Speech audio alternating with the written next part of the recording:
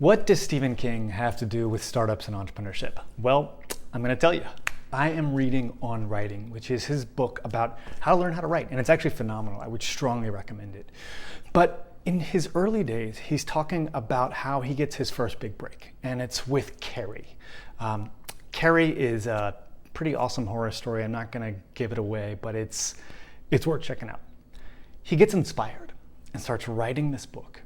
And he starts going on it and getting it going, and then he gives up on it. He just doesn't trust whether or not there's something good in here. And earlier in this book, he says, if you're a writer trying to come up with good ideas, the question is not if you're going to get good ideas or not. The question is if you're going to recognize them when you have them. So as he is struggling writing Carrie, he gets frustrated and throws it away.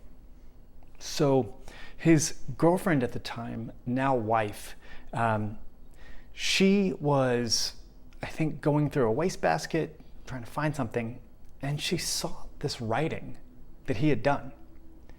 Picked it up and started reading it. And she comes up to him and says, "Listen, Steve, I think you have something here. This is good." And that moment is what got him to keep working on Carrie, which ended up becoming this fantastic work of his and gave him his big break and eventually became a film.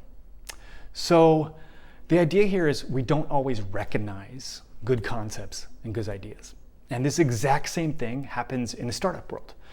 There was a time when Google almost sold to Yahoo for $1 million. Larry and Sergey were thinking, building this tool has been fun, but we're going to go back to Stanford, maybe finish up our graduate degrees. And luckily they didn't. So they kept going. And then Google, of course, became the behemoth that it is. There was a similar situation with Netflix. Netflix almost sold to Blockbuster. For those of you who don't know, Blockbuster is a company that used to rent VHS and DVD tapes for you to watch movies. You would go to the store like a caveman and get a video and watch it and then have to drive there and return it. This was actually a thing that happened.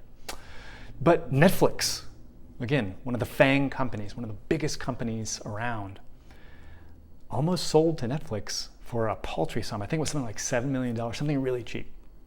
And so the point is that on the journey, as you are developing your idea, you're going to have doubts. And those doubts are going to creep in. And you're going to wonder if what you have is actually as good as the initial spark you felt when you started doing it. And one of the best ways to get through that is to get feedback from someone else, just like Stephen King had with his wife. So if you have an idea and you're working on it and you're feeling stalled, you're feeling like you're not quite sure what to do, one of the most powerful things you can do is tell other people about it and see what they think. And if they give you positive feedback, then that can motivate you and inspire you to keep pushing and developing your idea.